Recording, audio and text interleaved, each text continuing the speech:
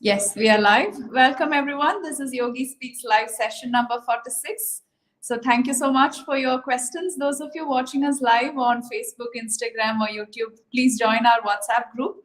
The link is in the description, and you can post your questions on our WhatsApp group, or you can also put it as comments, and we will take it up here. Okay, so let's begin. So, today's first question comes from Vicky Ma'am. Dear Guruji, you mentioned earlier that our system reboots every 180 days, which should wipe out chronic diseases. How does yogic science explain programmed cell death, and how can cancer cells turn off this natural process and remain immortal? Again, we have to redefine things through yogic way. That question itself is coming out from our limited brain. This is the real, like a hurdle. Yoga is a direct experience more than our sensual perceptions. So cancer cells are the manifested form of the subtle mind.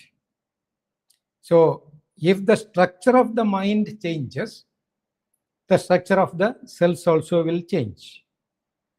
So as I said earlier, yes, within 180 days, all our cells, almost 98 to 99% of the cells will be replaced.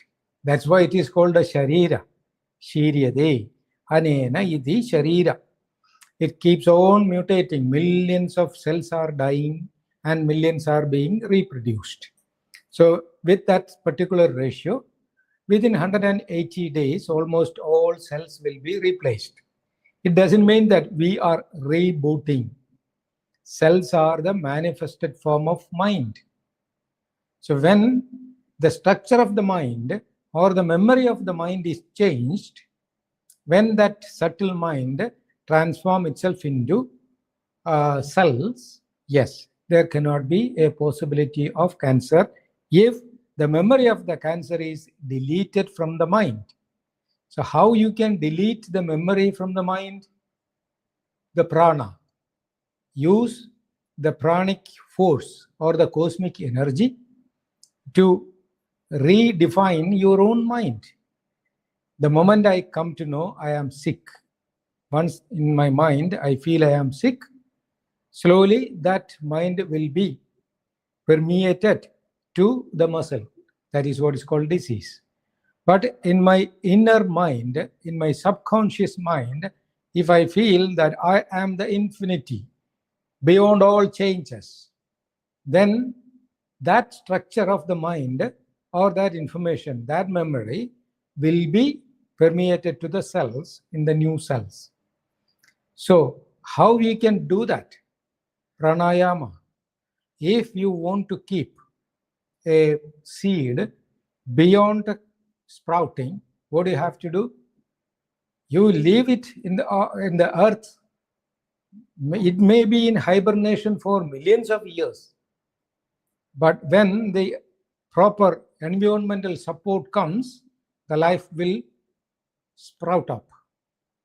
If you want to arrest that sprout, what do you have to do? You have to, fry it. Put in a frying pan, just heat it up, fry it. Then what will happen? The roasted seed cannot be sprouted. This is what's happening. So the impression of the growth, further development is sterilized, dried out. This is what we have to do in tapas, in yoga. Tapas means heat up. We have to increase the inner heat. In Sanskrit, it is called tapa. Tapa means heat. So when you heat up the body and your mind through focused mind or focused prana, then the memory of developing this yeast and disease will be sterilized, will be dried out. That is what is called tapas. The person who does that process is called tapasa. female, a tapasi. So, directly attending your question, mind is manifesting as matter. So, if you want to change the manifestation of matter or the quality of matter, the fundamental memory of the mind should be changed. That can be done only through meditation. Even forming the matter, the process of changing the mind into matter also can be arrested. It's called stambhana kriya. Stambhana means retention, arresting all functions of the body and mind, but it needs rigorous practice. There are people who are in the deep caves of Himalayas or in the dense forest. They are doing it. So that is the higher level. But to handle, to take care of a disease or to deal with a disease, simple, unconditional approach of practice, daily practice is more than enough. But what's happening, even when we try to meditate every day, instead of sterilizing the mind, we are mostly, remembering about our worries. People will sit thinking that I am going to sit and meditate, then keep thinking, oh, this disease developed. I think through the meditation, I can come out of the disease. So we keep on thinking of the disease only, whether we kick it out or we accept it. But whatever it is a reminder in the mind. That is why it is called first tyaga. Just give up everything to the law of nature. Then approach unconditionally. Don't be judgmental. Then sincerely you practice, it will start changing the memory storage. From the memory storage, once everything is cleaned up, then the outcome of the mind will be new. When that new idea or the thought of infinity or the realization of the infinity, with that mind will be transforming into new cells, which will be new and healthy. This is how we can process the disease. But it needs an unconditional approach, which is called in yoga parityaga, unconditional approach. That is what we have to do. Otherwise, the questions will keep coming out from our speculative mind. Thank you, Guruji. Next question from Lomis sir. Namaste, Guruji. What does emptiness, shunyata, really means in practice? Yes, shunyata is emptiness. Our mind is filled with desires, requirements, worries, anxieties. Countless emotions are there. The moment we go beyond that material form, then we will reach to something which is beyond explanation. Now I am talking to you through a medium of camera. That camera is working through the medium with the support of electricity. Light is on, electricity. AC is on, electricity. But what is electricity? Nobody knows. But to a certain extent, we can feel it, we can define it, but experience is entirely different. You take a small battery of 1.5 or 3, like a volt, just connect it and feel, a little feeling is there. You can enjoy that tickling feeling. But you touch a powerful electric flow like 200, 220, usually it's coming here. What will happen if you touch? You will be killed. So the same electricity can be used in the physiotherapy room for stimulating the joints and muscles. So electricity is a power flow which is beyond our comprehension. Usually that electricity is produced from hydroelectric projects. So recently means few years ago, there was a question in the Kerala Assembly, and there was a legislative member who was usually very, very sarcastic. So people were, he was in charge of this Minister for Forests. So people were cutting forests left and right, and the complaints came from the case filed by the protectors of nature associations. So the question came to the assembly. So this guy was questioned left and right. Why are you giving these permits for cutting the trees and everything? So it is going to affect the water flow, and it will affect the like hydroelectric projects and all these things, many things. And this guy was asking, if current is produced from the flowing water, why I am not getting shock when I touch my hand on the water?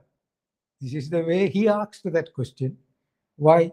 Because mind needs some kind of explanations, but our poor mind is very limited to understand the reality or the magnanimity of everything.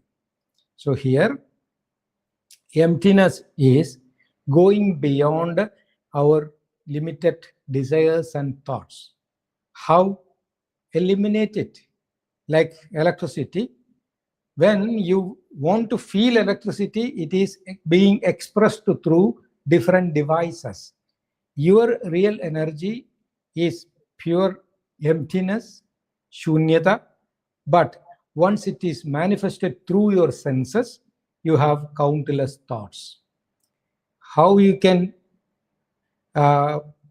experience that electricity? Now, here, if I want to know what it is and how it is manifesting, I should go to the main center where the connection is coming from the electricity board. I can see two main wires. Pluck out that wires and try to touch each other. What will happen? The fuse will be immediately, electricity will cut off. If it is not happening, the transformer from which the electric supply is coming will burst off. If that also not being protected properly, the power station will be exploded. Then I can come to know from where the electricity is coming. But the real electricity is not experienced. It is beyond explanation. But I can see something happening. Same way, when my organs, sense organs, eyes, nose, ears, everything, 5 organs are busy collecting information from outside through the medium of electricity. Muladharastu Brahmarandra Varyandam. It is coming from the root chakra through 2 wires, Ila Pingala nadis, reaching to both sides of my brain. Then it is activating the 5 senses.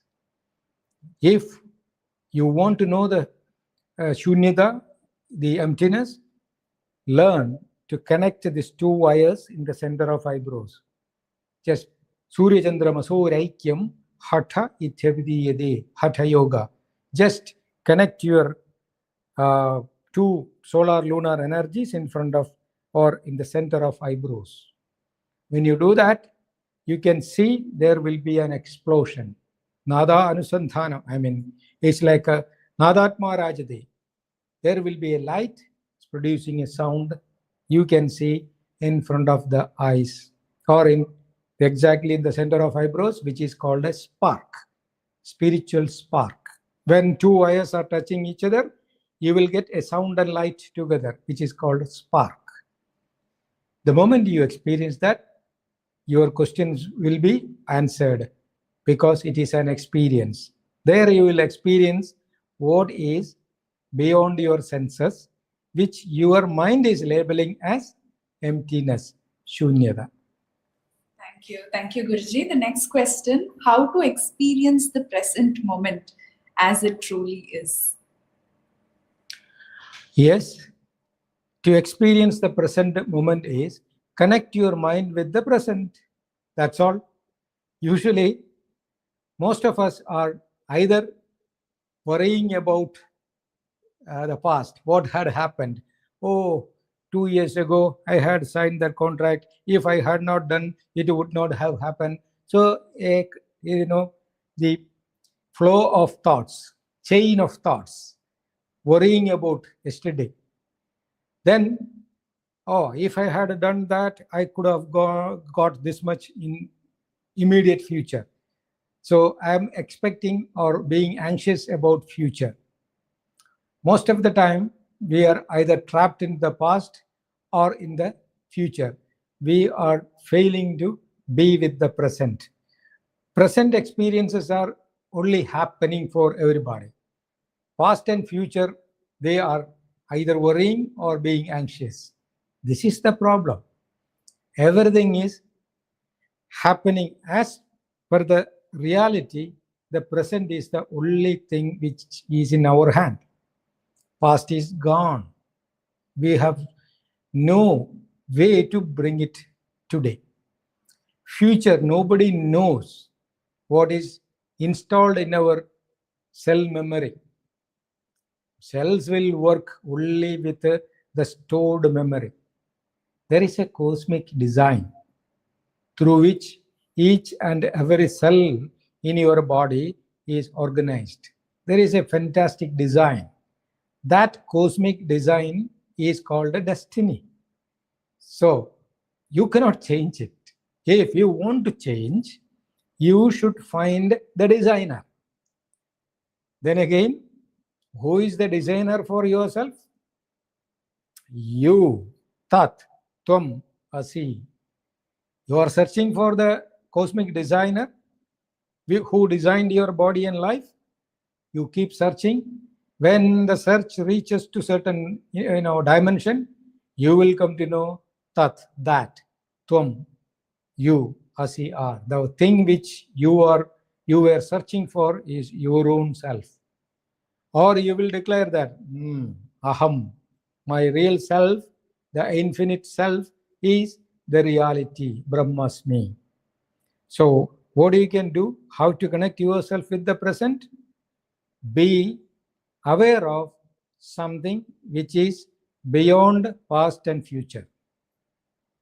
If you find something which is beyond past and future, what is remaining? Only the present. So this is what is called yoga.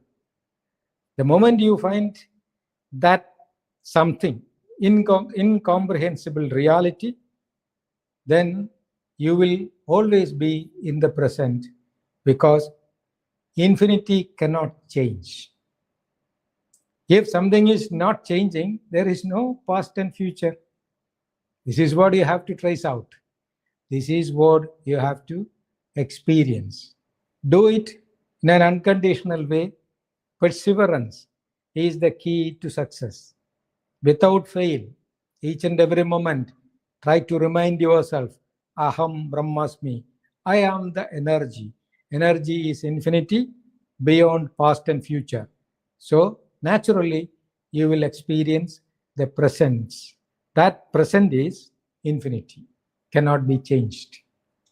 Thank you, Guruji. Next question. What would constitute a perfect day for you?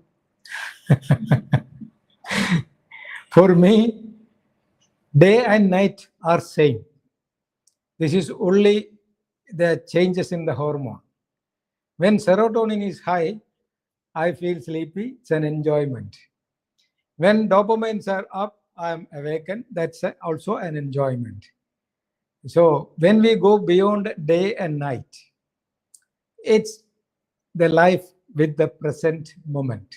Be with the moment. This is what we discussed.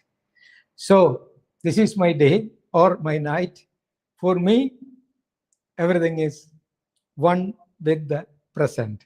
And once I experience that, there is no evaluation, whether I am losing or gaining or getting pain or pleasure. Go beyond. Advaita. Dvaita means two, dual. So go beyond the duality, you will experience a duality. That is what is the reality of nature or reality of your own self.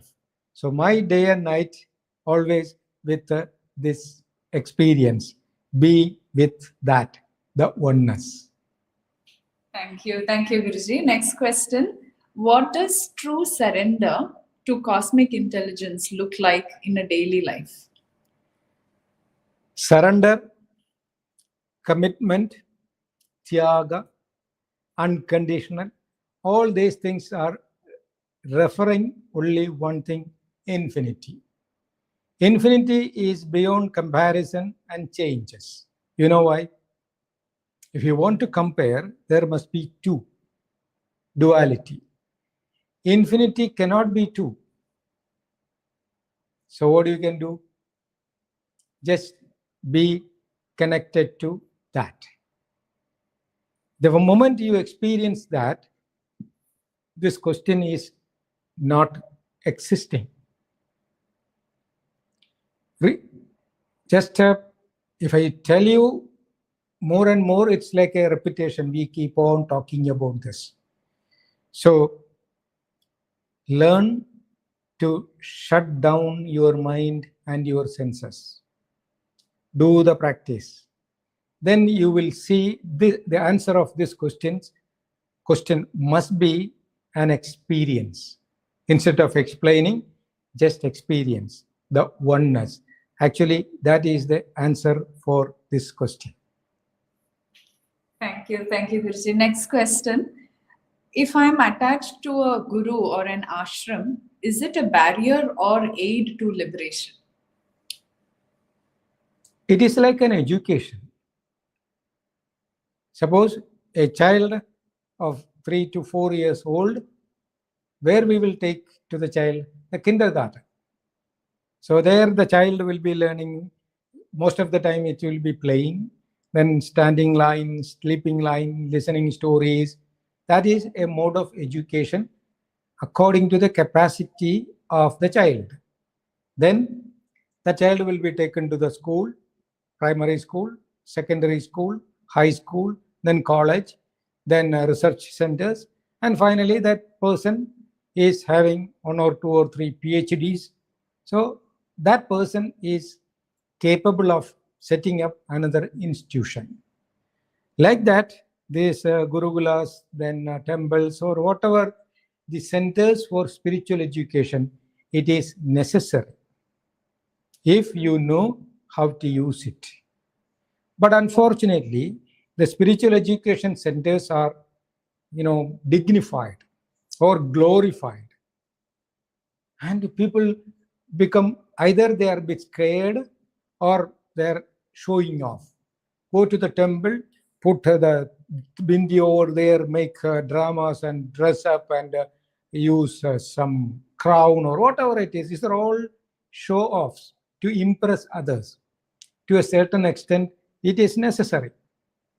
Like if there is a clash between two people, a police officer came in uniform and looked at him, hey, stop. Then both of them saw this guy, immediately they stopped fighting. Why? Because that uniform conveys the message that he is representing the law, the might. So you have to listen him. If that guy is coming with a t-shirt and in a casual way, try to stop him, maybe he will be attacked. So uniform is necessary to show the duty or the responsibility, whatever it is, that will influence the viewer.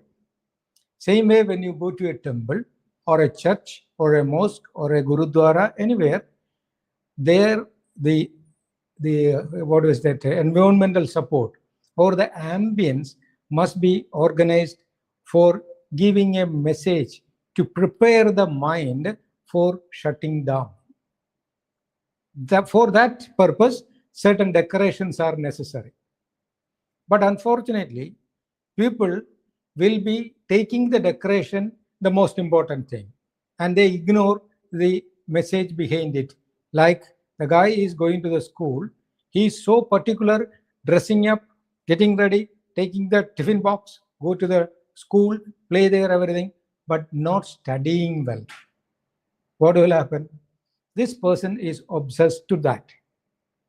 But he has no relief from there. He is not relieved. Because if it in a high school, a child is studying properly, that child cannot go there more than 10 years. According to Indian system, from first standard to 10th standard, if you study well, every year you will be promoted. 10th year, you will be promoted to a college. Then you have to give up that school, as it say, material education center. You are passed, then you are not supposed to go there as a student. Then you can go there as a visitor or after some time, you will be capable of setting up a school for the coming generation. Same way, these gurudwaras or spiritual education centers are necessary for the people who are not obsessed, who are realistic. Can use it as an education center. Once you understand or you educate yourself with the support of the guru or the temple or whatever it is, then you can make yourself free, eternally free. Why do we meditate? Why do we follow the spiritual disciplines? To make ourselves free from all the limited or the limitations of the sensory world or the material world. That is what is called moksha, liberation. We are entangled into the plane of matter. Meditate and go beyond the matter. That means you are liberated from the material entanglements. In that sense, these kinds of education centers are necessary for spiritual education, but should not be obsessed with the so-called rules and regulations. Thank you, Guruji. So that's the end for today. Thank you all for your amazing questions. And for more questions, you can also just drop it into our WhatsApp group and we'll take it up in the next session. Thanks, everyone. So we'll be back again on Monday at 10:30 a.m. IST. Namaste. Namaste.